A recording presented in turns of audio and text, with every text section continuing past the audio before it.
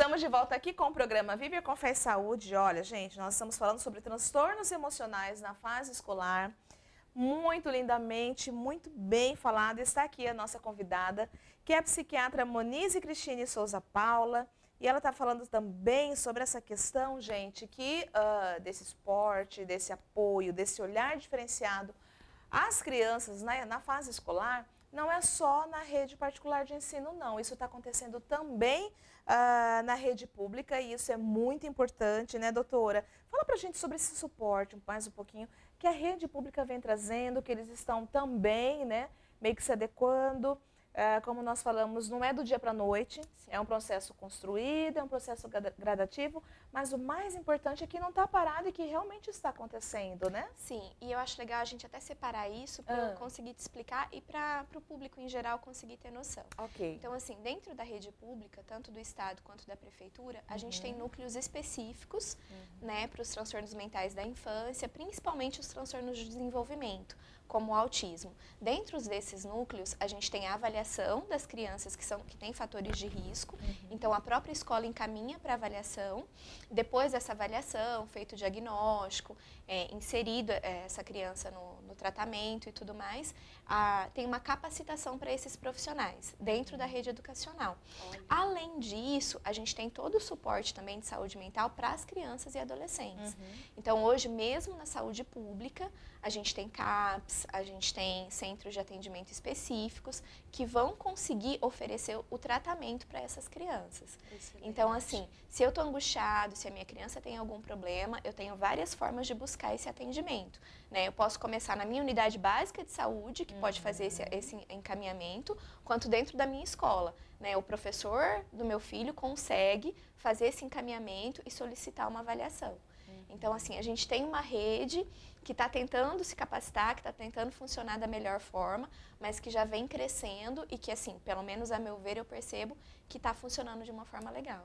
E vendo você falar também, fazendo um recorte mais acirrado ainda, a gente tem os agentes de saúde que estão dentro das casas com esse olhar diferenciado às nossas crianças também, né? Exatamente, exatamente. E existe uma capacitação, inclusive, deles. Olha né? A só. gente tem uma formação para isso, né? Do psiquiatra aí na unidade básica, e de tentar explicar, porque assim, a gente coloca como fatores de risco, né? O diagnóstico é nosso, é do médico. Sim. Mas o olhar, poxa, essa criança não tá dentro daquilo que eu espero para a idade dela. Né? Esse olhar pode vir do vizinho, do professor, do agente de saúde, né? Do melhor amigo. E normalmente isso já conduz para um acolhimento, para um olhar que a gente possa cuidar. Claro, porque aí desperta em si a preocupação com aquela criança e vai fazer um encaminhamento para o profissional adequado, né? Exatamente. Em contrapartida também, dentro das escolas, tem os professores que hoje estão cada vez mais se capacitando também, né? Se especializando para melhor lidar com o seu aluno, né? Sim, com certeza. A gente tem especializações específicas nesse sentido, fora as capacitações que a própria rede oferece, ou escola particular. O professor, às vezes, vem atrás da gente como profissional e busca uma orientação, às vezes individual, né? Tem o tal aluno, ele está tratando com você, qual a melhor forma que eu posso conduzir isso? Então, o professor chega no meu consultório, conversa comigo, a gente tenta trocar, até para ele aprender e tudo mais. Às vezes a gente faz isso dentro das escolas, né? Já fui fazer capacitação nas escolas, tanto aqui quanto no interior. A gente consegue trocar isso com eles. Assim, o crescimento da saúde mental na infância está sendo muito importante para a gente. Olha que bacana. Né? Então, assim, a gente tem um retorno, a gente tem um olhar muito cuidadoso. E eu percebo que há uma possibilidade muito grande de crescimento, de que as coisas fiquem de uma forma mais adequada. Olha que bacana. E assim, doutora Monize, em relação aos pais dentro de casa, como que eles devem agir nessa questão da educação, na questão das cobranças, das responsabilidades, né, com a criança, né, com a reação, inclusive, da criança? Eu acho muito importante isso que você está dizendo, porque hoje existe uma biblioteca de como ser pais. Né? Então, assim, tem livros e formação e cursos. E o que eu mais ouço dos meus professores e na minha rotina e daquilo que eu leio é que existe um instinto, né? Aquilo que é nosso, que é inato, de ser pai e de ser mãe. E a gente deve seguir isso na maioria das vezes. Né? Lógico que existe uma organização, um limite, né, imposto pela cultura e pela realidade. Mas esse sentimento que a gente tem é o mais importante. E aí você precisa olhar para o seu filho e olhar para ele da melhor forma. Ele precisa ter uma rotina, ele precisa ser organizado e ele precisa sentir segurança contigo. Uma coisa eu acho muito importante, pai não é melhor amigo. Né? Então, a gente precisa dessa mudança de conceito. Existem pais muito angustiados. Porque meu filho não vai me amar, porque meu filho não vai me perdoar se eu punir, se eu colocar um limite, se eu disser não. E eles falam, né? Você é meu amigo, eu sou o seu melhor amigo e você tem que me contar tudo. Exatamente. Aí vai achar que ele pode tratar o pai e a mãe da mesma forma que ele trata o amiguinho. Exatamente. É isso, né? Eu sou o pai, eu sou mãe. A minha função na vida do meu filho não é de ser melhor amigo. Né? Ele tem uma rede de melhores amigos, né? Pai precisa educar, precisa amar, precisa colocar limites e precisa observar e viver junto com o seu filho. Né? A gente precisa brincar com aquela criança, a gente precisa almoçar junto, a gente precisa sair junto. Então, assim, é uma vida que precisa ser em família. Né? Que a família seja só pai e filho, mãe e filho, avó e filho. A gente tem N configurações de família, mas que aquela família funcione e estabeleça aquilo junto. Né? Então, isso é muito importante. Quando eu não tenho uma rotina, quando eu não tenho uma organização, né, é onde eu tenho as quebras de psiquismo e as maiores dificuldades. Né? Porque a criança ela não tem segurança por si só de saber lidar com as situações, com as frustrações do dia a dia, com aquilo que acontece na rotina dele e tudo mais.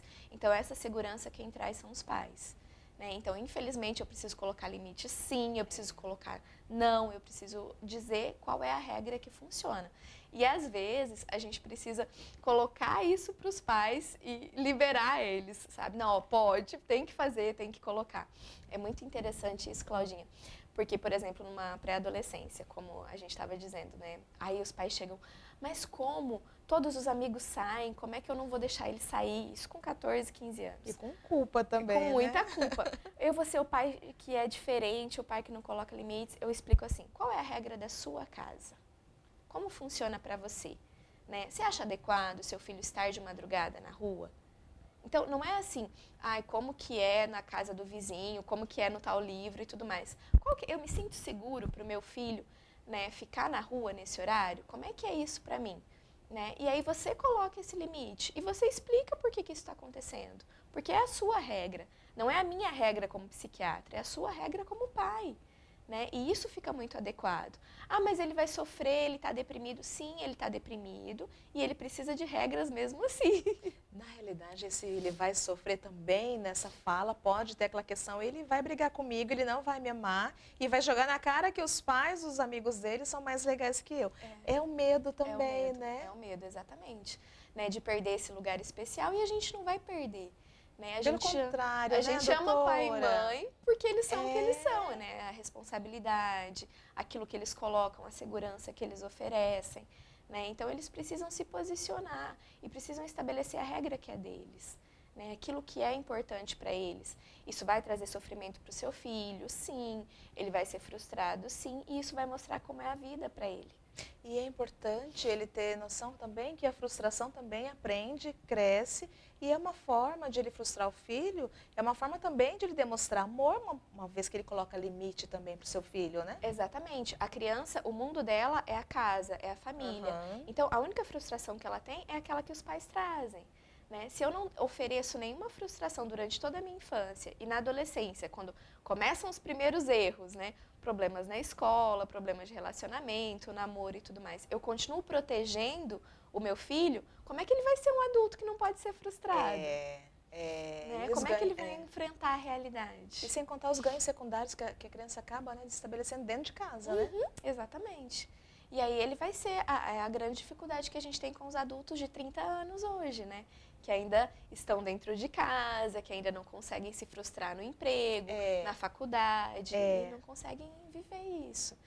Olha, é muito interessante você estar falando, porque, na verdade, a gente vê realmente o número de pais que estão sendo, muitas vezes, mandados pelos filhos, né, pelos adolescentes, e não sei se chega a ser quase uma inversão de papéis, mas não de responsabilidades, mas de vontades e desejos que ele precisa fazer aquilo para o filho como que uma obrigação de amor, né? Que se eu não fizer, o meu filho não vai me amar. Exatamente. E é exatamente assim que os pais sentem. Então, assim, eu sou obrigado a fazer isso por ele.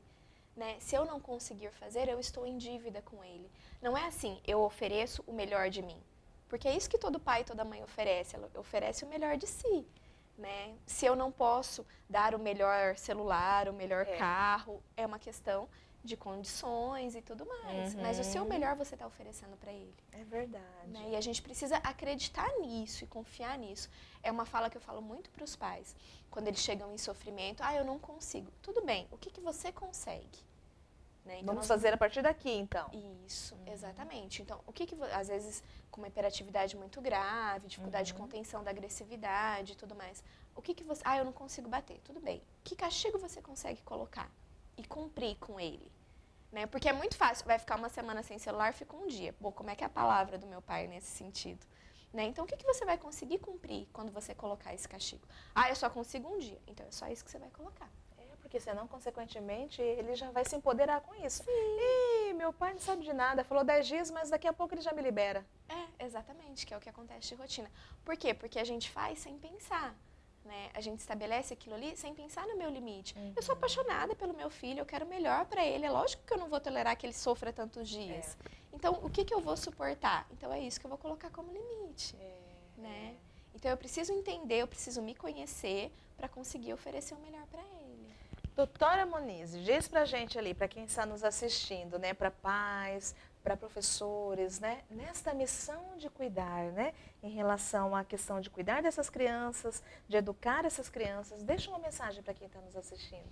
Bom, eu queria dizer principalmente para os pais, né, para os professores também, educadores, todo mundo que tem uma função, que a gente precisa ter um olhar cuidadoso e individualizado com cada criança. Né, e entender como é que elas são, qual que é o funcionamento e se existe ou não sofrimento. Né? Sofrimento psíquico é algo que acontece, que todo mundo vai passar. Mas se aquilo ali está trazendo algum prejuízo importante e eu estou percebendo que aquela criança não está bem, não tem problema algum em eu buscar o recurso necessário. Né? Uma psicoterapia, um CAPS, um psiquiatra, uma fonoaudióloga, aquilo que eu acho que é importante naquele momento. Pode não ser o recurso mais adequado, mas nós vamos conseguir encaminhar e fazer da melhor forma. Então, vamos tentar tirar o pezinho do preconceito da saúde mental, acolher as nossas crianças e pensar que isso é uma questão de desenvolvimento e de qualidade de vida. Né? Que a gente não está estigmatizando ninguém, que a gente só está organizando o mundo psíquico para que essas crianças sejam bons adultos no futuro. E Janeiro Branco está aí, né? Exatamente para poder desmistificar essa questão mesmo do preconceito que existe ainda, né? Exatamente. Com a saúde mental, né, doutora? Exatamente. A gente precisa realmente desmistificar tudo isso, né? Entender que saúde mental é qualidade de vida, né? Não é um problema grave que eu vou sofrer o resto da vida, né? Não, é uma qualidade de vida, né? Esse é o recurso que eu vou oferecer. Não é assim, quer dizer que eu sou doente mental, eu nunca mais vou ter uma vida normal. Exatamente o contrário. Né? Cuidando do meu problema mental para ter uma vida o mais normal possível. Exato. Né? Para eu ter uma qualidade, para eu conseguir funcionar. Infelizmente, hoje a gente tem um dado muito alarmante de que 60% da população ativa do mundo faz tratamento psiquiátrico. Olha só. Então, assim, a gente precisa perder o preconceito. Né? Porque a gente realmente precisa de ajuda. Não sabemos ainda o porquê desse funcionamento, se é uma coisa cultural, se é uma coisa que aconteceu em função do crescimento, né, da globalização e tudo isso, mas infelizmente é essa a realidade. E as nossas crianças estão mais vulneráveis a tudo isso e a gente pode cuidar melhor delas, né? Eu acho que hoje a gente cuida muito mais das nossas crianças. Até porque elas merecem, né? Com certeza. E nós também merecemos, né?